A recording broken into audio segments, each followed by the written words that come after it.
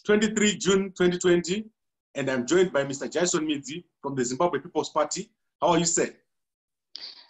Thank you, Mr. Gambakwe. I'm very fine. How are you? Fantastic. Today, we want to go directly into the issue of corruption that is happening in Zimbabwe.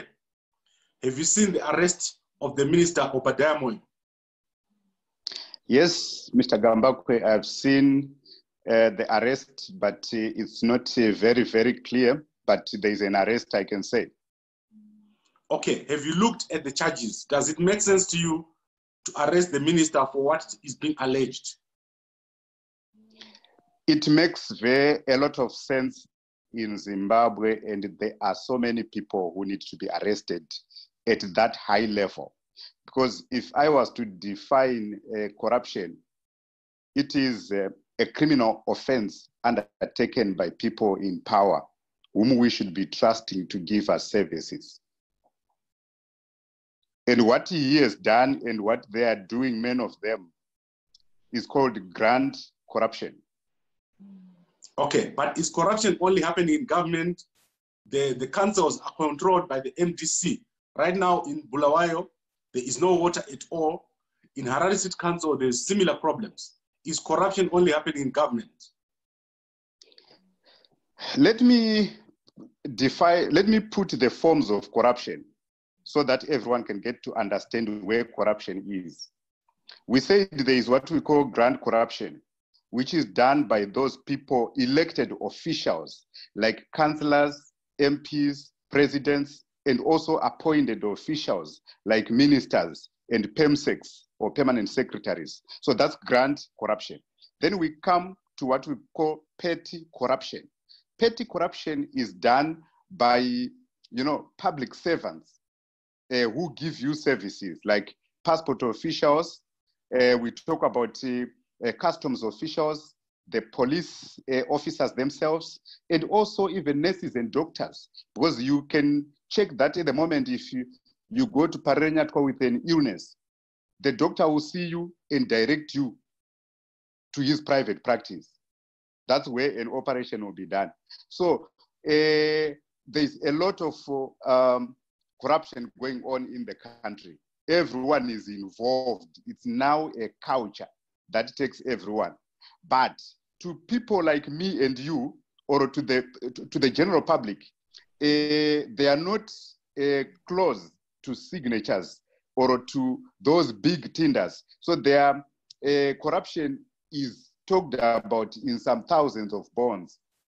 But to the ministers, because they are close to those big deals like the tenders, their corruption is noticeable and very big, which comes to millions and thousands of US dollars. But everyone is involved in corruption. Okay, is it not that there is factional fighting and the faction that is weaker is the one that gets arrested while the powerful faction is not arrested? For example, when G40 lost power, we saw that all the corrupt people were in G40. Is that not one of the reasons why we're seeing these arrests? That's not the reason why we are seeing these arrests. These arrests are just some cover-ups. The government is very aware that there is a lot of corruption which starts from the president down to the last person on the street. So to clean their name as a government, they can here and there arrest and release. But when we talk about arresting officials, because Obadiah Moyo is not a G40.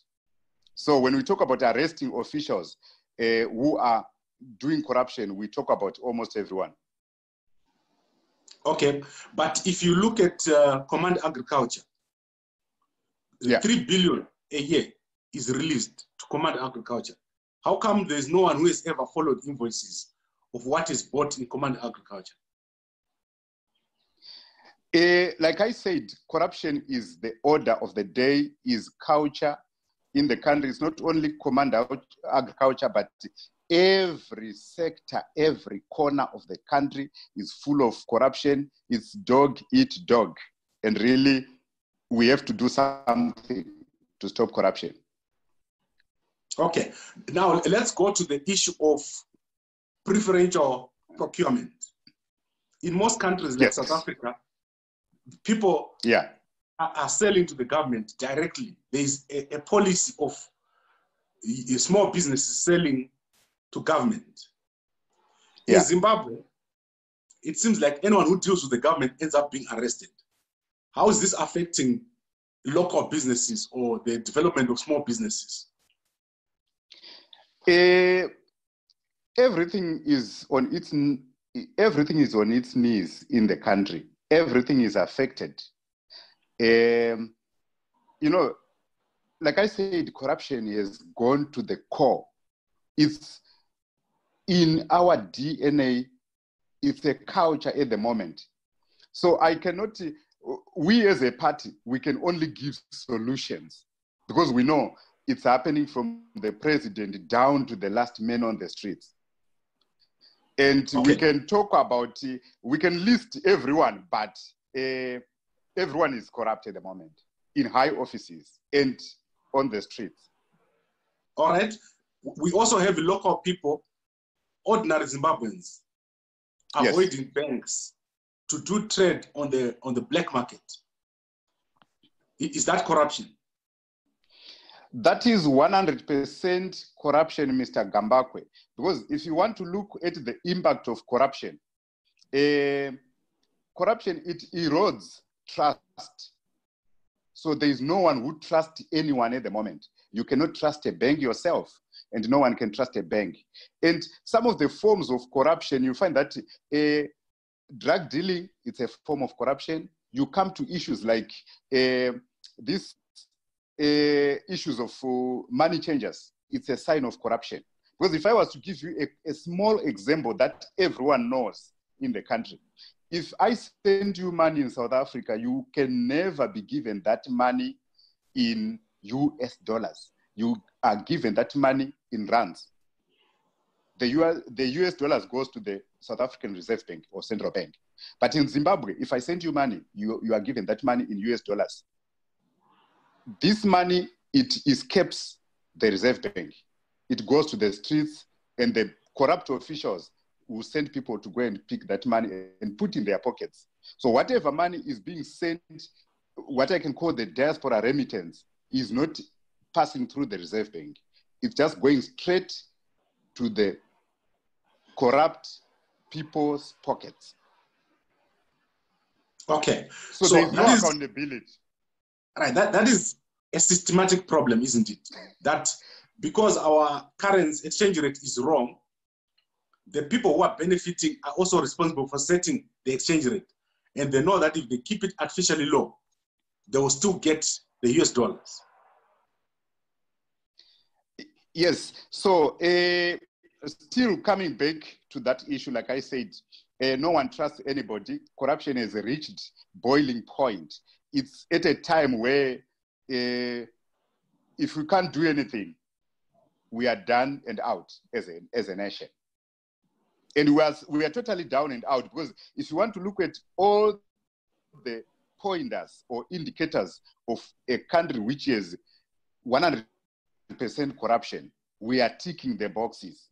Box number one, we've got what we call a financial loss. Everyone has lost money in Zimbabwe. Look at the workers themselves, the civil servants. They are losing money, because if you compare a doctor in Zimbabwe and a doctor in South Africa, it means they are doing the same job, but someone is losing money. It's not being paid adequately. You look at, there are so many bad reputation. Our country has a bad reputation, and we've got a poor service delivery.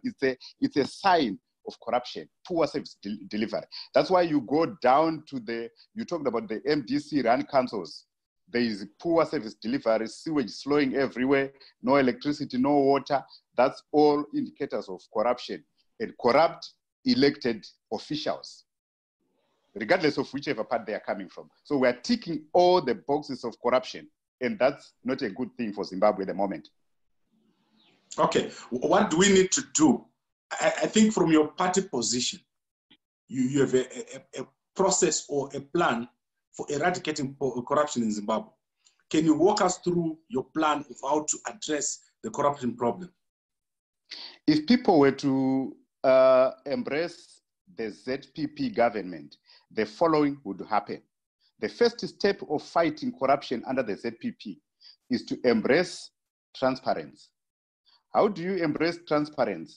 You connect the media, the academia, the business community, and the politicians, and also NGOs together with technology, so that information is flowing efficiently to people who need it. When information is available to people, people can see the tenders that are available and see who has taken them and at what rate and using what. So transparency is highly the first step, and in our party in the ZPP, anyone, whether member or not member like you, Mr. Gambako, you can say, can I have your financial report? Our accounts or finance department will give you that report. Because we are a government in waiting, we will run a public organization called a country. So people should see a clean financial report in our party before we go to account for the finances of the country. The next thing that is needed is to ensure that there is this transparency. We want every constituency to have the office of the MP. If Parliament is not sitting, the MP should be in the constituents, receiving information and complaints from people, encouraging what we call an open door policy, where people come and present their problems. We don't have any such things. We don't even have Facebook accounts or websites that have conduct for our ministers and our MPs and our mayors and our councillors. And that's a recipe for disaster in a country. There is no open communication going on in Zimbabwe. Everything is in the dark. If you write an email today to President Mnangagwa's office, no one will respond to you. If you try to send a text or what, if you are lucky enough to have their number, you don't get responses. So when there is no openness and transparency, really, we can't do anything. That's why the ZPP is saying we are built around transparency and accountability. And we are doing that in our party, we'll do that in the country. Okay, we've touched on transparency and constituent offices. So how do we get more prosecution for people who are going to be corrupt? Like I said in my definition, that corruption is a criminal offense. A ZPP government would put a toll number, an anti-corruption toll number, where if you see anyone engaging in corruption, if you see a passport official asking for some small money from you, if you see a headmaster asking for some small money from you to get your child through for a place, you call and the person gets arrested. So arresting people is key, and also teaching anti-corruption, teaching corruption from the primary school going upwards, because it's a pandemic at the moment, like coronavirus. We're being taught about it. We have adverts being flighted everywhere about it. A ZPP government would ensure that people are taught about corruption and its impact to the society and to the community, which is not happening, which will never happen, because those people are eating from corruption and they wouldn't care. Okay, so we've dealt with the petty corruption. Now let's go to the massive corruption that we're talking about. How do we deal with the big fish corruption? Big fish corruption, we can only do it from the voters' point of view. In a democracy or in any country, you find out that the people should be the most powerful. But in Zimbabwe, the people are not powerful. Why? They deny themselves that power by deciding and deliberately deciding to be partisan. I am MDC, so if my MP is being asked what happened with constituency development fee, I will come and say, see, please don't touch my MP. I'm ZANU-PF. If my MP is being asked about where things are, my president is being asked about where things are, I'll tell them, don't touch my president. So being partisan is one of the problems that we have. And, you know, when people vote, they are giving someone a job. Take it that you hire a housemaid, and that housemaid does not do her job. Your wife has to come and clean and shower the kids and everything. Would you pay her? Would you employ her again in future? You wouldn't. But our people, they want to re-employ those people for the last 40 years and for the last 20 years. The same elected officials, they don't bring information. They are not open. There's no transparency. They are corrupt, we know, but we keep voting them. If it was in other countries like Canada, New Zealand, USA, UK, once you are suspected of corruption, you know it's a big thing. You know, no more votes in the next election, but we vote them. So corrupt leaders are a mirror of us, the voters. If we, the voters, are corrupt, these people are coming from our communities, these leaders. We will also elect corrupt people. If we shun corruption as voters, then leaders will know they will run until to the end and they will not be spared. So the voters need to start to demand results from their leaders. The voters need to start demanding things from the closest forms of government. The nearest form of government near you is your councillor that you voted, your MP that you voted, your senator that you voted, and those ministries, and then we go to the president. So we need to demand across the board, regardless of which party you belong to. We need results. We need openness. We need to get people speaking to us, showing us where things are and how they did things. Okay, then let's look at the issue of family members doing business with government. How do other countries handle a situation where I am the son of a president and I've got my company and I want to do business with the government? That is corruption. And it doesn't happen in successful countries. It only happens in poor countries where corruption is permitted and allowed. You asked a very good question. It takes me to another form of corruption called state capture. It's a form of corruption, that one, state capture, where a company influences government policies because they are related to someone. And the deals that are made there, they benefit the government official, they benefit that company. We have state capture in Zimbabwe. We have state capture in South Africa as well. So Africa, we are in trouble. We need to do something. Okay, so is it allowed then, if I'm the son of a president, am I allowed to do business with the government? What should I do? Should I never do any business except to the private sector? What we do here is, if it's not proper.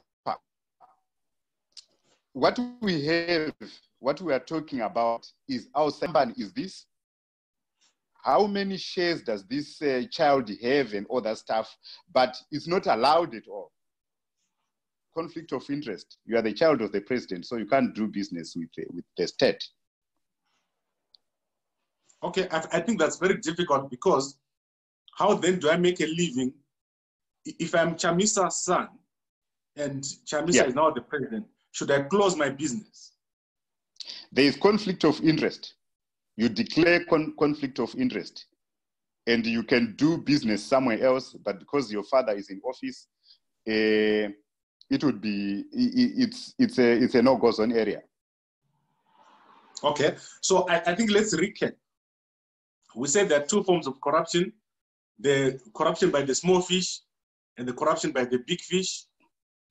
Yes. And we said that the problem in Zimbabwe is that us as voters are so partisan that we even prevent investigation of corruption by members in our own party because of this being partisan.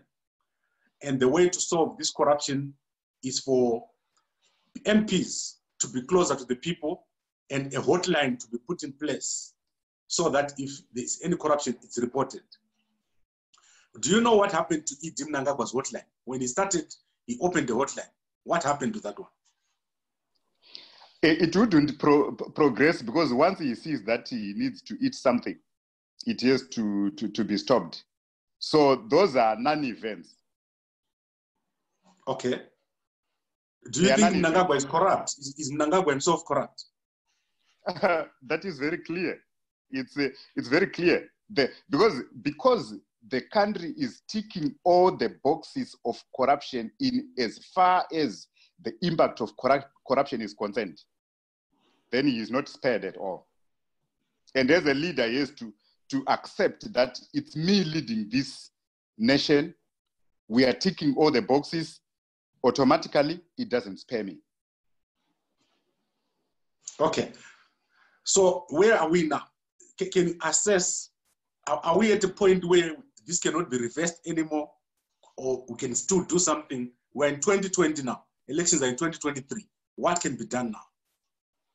What can be done is people should shop around. Don't get stuck with ZANU-PF. Don't get stuck with MDC, because you have seen what they can do. They are running cities, and the cities have nothing. I can give you an example of Chichungwiza. People sleep with drums and taps opened with the idea that if water happens to come at 3 a.m., the drum will be full. That is pathetic. People sleep with phones on the charger with the idea that if electricity turns up or comes at 2 a.m., my phone will be charged. So we are not in the right place at the moment. So voters should shop around.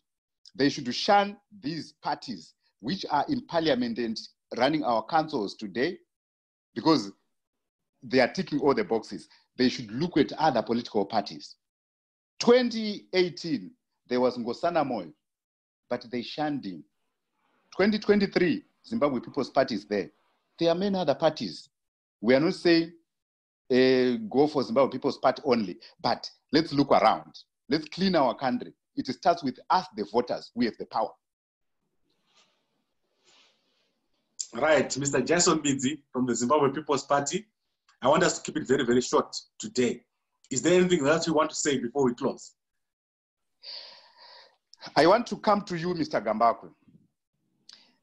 There is also corruption in media. Zimbabwe People's Party, everyone is uncomfortable with us because we say things as they are. Look at the Herald, Zimbabwe. They shut their eyes when bad things are happening in ZANU-PF. They open their eyes when bad things are happening in MDC. That's corruption. Look at ZimEye, run by Mr. Simba Chikanza.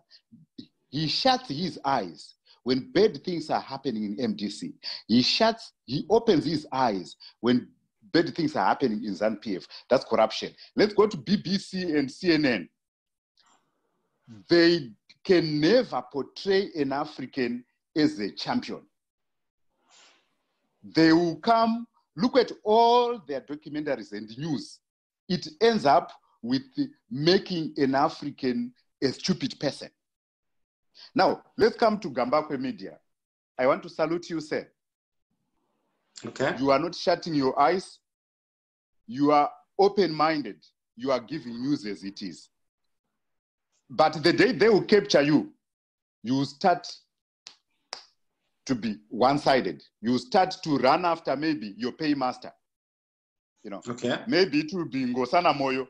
That will be your horse. You know, that's what they say. So can I encourage you to keep it up and continue showing how an uncorrupt media house looks like? As it is, as we are at the moment, Zimbabwe is full of corrupt media houses whose reporting is distorting even the history of our country. Okay. I agree with you, That's my last Jason word. Midzi. I agree with you, Mr. Jason Midzi. Indeed, the media is in a very difficult spot. If you try to be balanced, you get hit from both sides. That is one of the biggest problems. You saw the military mentioned Gambakwe Media is one of the people that are producing information that they don't want.